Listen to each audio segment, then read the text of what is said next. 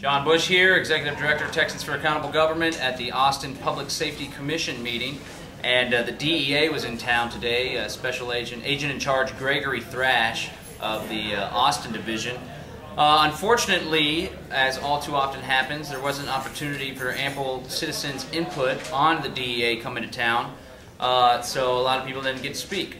So we're hanging out here afterwards and giving you a couple tidbits about what we think about the DEA here in Central Texas. Everybody knows by now that the CIA was involved in shipping drugs in the United States all throughout the 70s, 80s, and continually to this day. They would give it to Freeway Rick Ross, who was the head of the Crips in California, and they would disseminate it down the line. Just recently, not recently actually, a decade ago probably, a detective out of LA named Mike Rupert blew the whistle on this. Additionally, a DEA agent from here in Austin named Sally Castillo also blew the whistle on CIA drug running operations. Sally Castillo is sitting behind bars right now because he was set up at an Austin gun show. So there you have the DEA and ATF working together.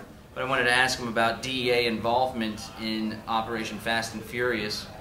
Dave Coleman, the acting director of the ATF, recently said in front of Congress during congressional testimony on the record that the DEA as well as the IRS and other federal agencies were involved in Project Gunwalker, Operation Fast and Furious, which is the ATF shipping walking automatic weapons over the border directly into the hands of drug cartel members. Thank you. Hey, what are your thoughts on Project Gunwalker, Operation Fast and Furious? The DEA was implicated recently in Congress. Do you know of any local Austin DEA action involved with Fast and Furious? Now, I tell you, I can tell you straight up from here that Austin didn't have any involvement, and it really would be inappropriate for me to talk because I don't know about any of the other officers. Okay. About any of that particular operation. Interesting, a DEA informant was also busted planning the Mumbai terror attacks, so that's pretty questionable. Also, I asked Agent Thrash if he was aware that the Alliance Airport in Fort Worth, Texas, was being used by Los Zetas drug gang in order to ship in automatic weapons to Mexico.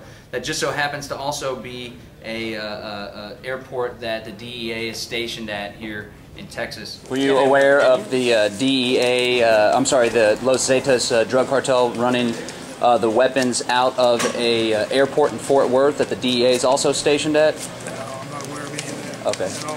Thank you. Thanks, Mike. Okay. We'll be in touch. I'll be in touch Okay. on that other deal. Take care. What are your thoughts on that, Chair? Yeah, what's with no questions on Operation Fast and Furious? Is the ATF, they were running automatic weapons? I've been following that. That's an absolute Well, the craziness. DEA was implicated, DEA informants apparently. I just saw that today. You know, I think a lot of us saw that ATF thing, and that's crazy. And we wouldn't have found out about it except for DEA, ATF agents willing to say. Whistleblowers. So where are the questions from the commission? That seems like something, that's what I wanted to ask. But that's not our responsibility. It's my responsibility as a citizen, but not the Public Safety Commission. But it's directly related with the drug cartel activity that he just came in and said was expanding in Austin. If we weren't shipping automatic weapons, we wouldn't have such powerful drug cartels. We can raise that kind of issue as a future kind of thing because you know, issue linked up did in it that go all the way operation? to Eric Holder? I think we're all asking. And that's the thing that I'd like to see from my local city council appointed committee members asking these tough questions because these guys aren't answering anybody. The murder of a Border Patrol agent leading to threats of a subpoena for key federal agency. Brian Terry gunned down last year in Arizona. High-powered automatic weapons found near his lifeless body. Turns out they were registered to the Bureau of Alcohol, Tobacco, and Firearms, being sold to Mexican gangs as bait in an effort to track their operations. But now the ATF is refusing to cooperate with a congressional investigation. Utah Republican Jason Chaffetz is a member of the House Oversight and Government Reform Committee, one of the lawmakers who wants some answers. And thank you for being with us, Congressman. Are you prepared to bring contempt proceedings against the ATF and its director?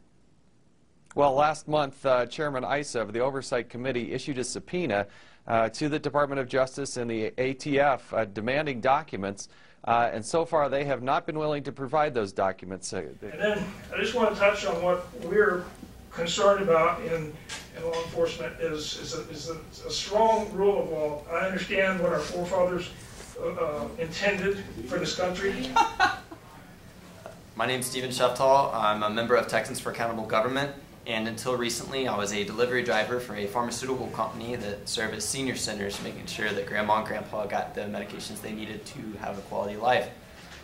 One of the things I discovered, to my surprise, while working there was that there's a medication, which is a C2, as we called it, controlled Schedule II, which is a designation applied by the DEA to a medication that has medical value but needs to be tightly regulated.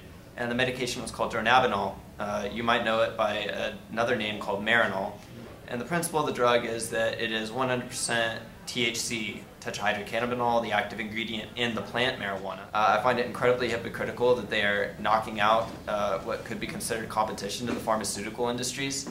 And I think that they have a duty to correct this mistake if they're sincere, and to allow for medical marijuana and to stop persecuting individuals who choose to utilize that plant for their medication or even recreation. It's not their Okay.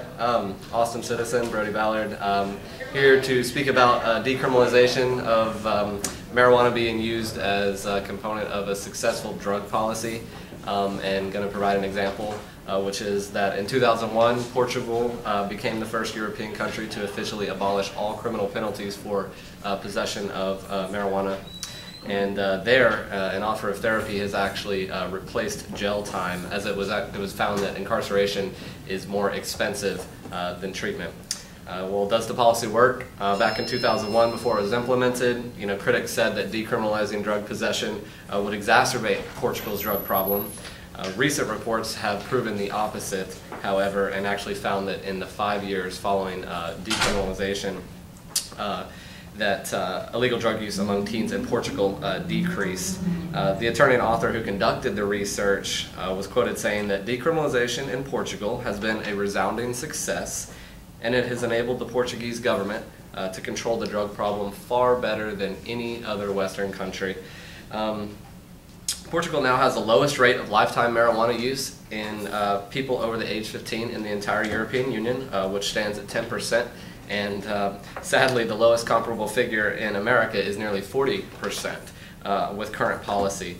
Well, money saved on that enforcement in Portugal has allowed for increased funding of treatment, and I would say if that were implemented here, treatment is a bit more appropriate than wasting in prison for a nonviolent drug charge. President Obama would actually agree, as he stated, that he would like to treat this as a public health issue rather than a criminal one. And America has the highest rates of marijuana use in the world, even with the risk of criminal punishment. And while most of the EU has more liberal drug laws than the US, it also has less drug use. So, we've heard these facts repeatedly, yet a war on drugs that has failed to meet its stated goal of decreased drug use is continued. It's fair to say that decriminalization in Portugal has met its central goal in that drug use did not rise. What concerns people the most about decriminalization is the fear that it will cause drug use to rise. However, the data shows that decriminalization does not cause drug use to rise. And admitting this might actually set us up for a successful drug policy that's relative to Americans today. And on a smaller scale, cities like Denver and Philadelphia have passed an initiative to make marijuana the lowest law enforcement priority. So perhaps this is something that Austin should consider. How about an agenda item next time on the prospect of APD non-enforcement of marijuana crimes? It happened in Philadelphia, I believe, and they saved billions of dollars on the public safety budget. Certainly an appropriate thing. Hi, I'm Jennifer Wissinger, and I'm a member of Texas for Accountable Government, and I'm here to talk about an issue that is often ignored and not spoken about in the discussion regarding the war on drugs, and that is because it is an issue that has nothing to do with marijuana and the war on drugs, and it should be a separate issue. However, it's been clumped in with this issue since the beginning of our failing and devastating prohibition on marijuana, and the issue I'm discussing is hemp. Hemp was wrongfully clumped in with marijuana laws, and it has not been given the attention as a distinct plant, which it is. It is not marijuana, it is not grown for the same end result as marijuana, and it does not contain the levels of THC required to get the desired effects that marijuana users seek. The two plants look similar, but with basic training can be distinguished by the naked eye. Fears of hemp growth in the U.S. is misplaced and ill-informed.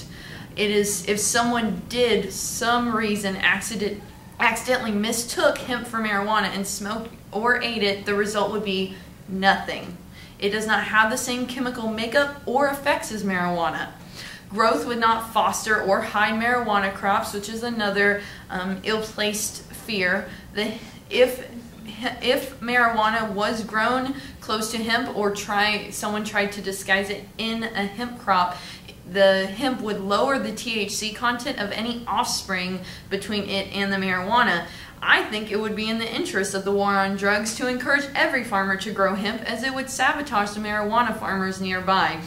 Hemp growth is for the production of textile and nutritional products, among other socially accepted uses. It is wrong that we are being denied the right to grow this crop ourselves and are forced to import it.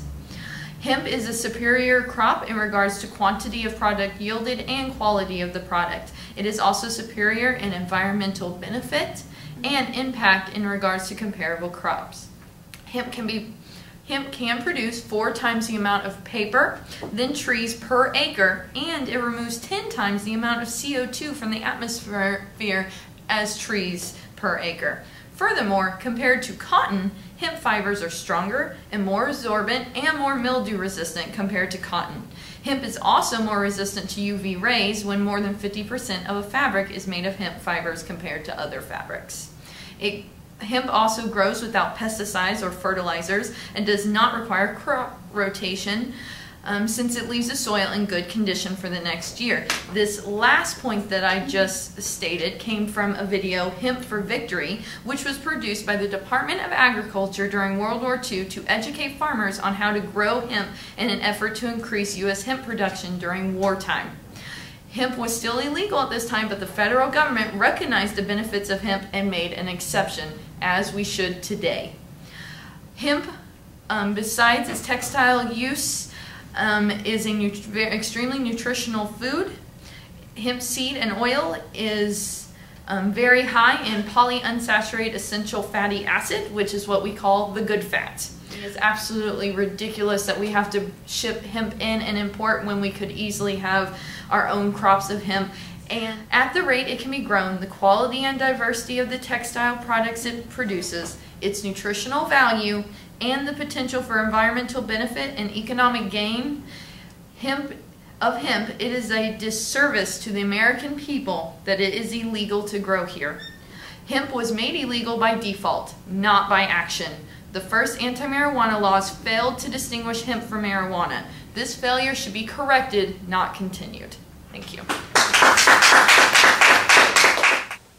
If possession of marijuana wasn't a crime, would it leave you more resources to target high-target crimes?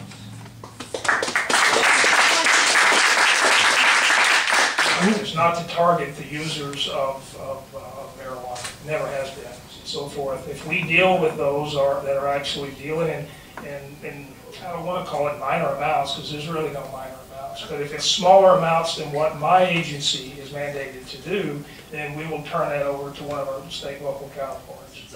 I know that when I was with the Vancouver Police Department, marijuana uses were basically not even on our radar screen. And I can tell you one thing, it's very likely that our drug laws created organized crime, but if you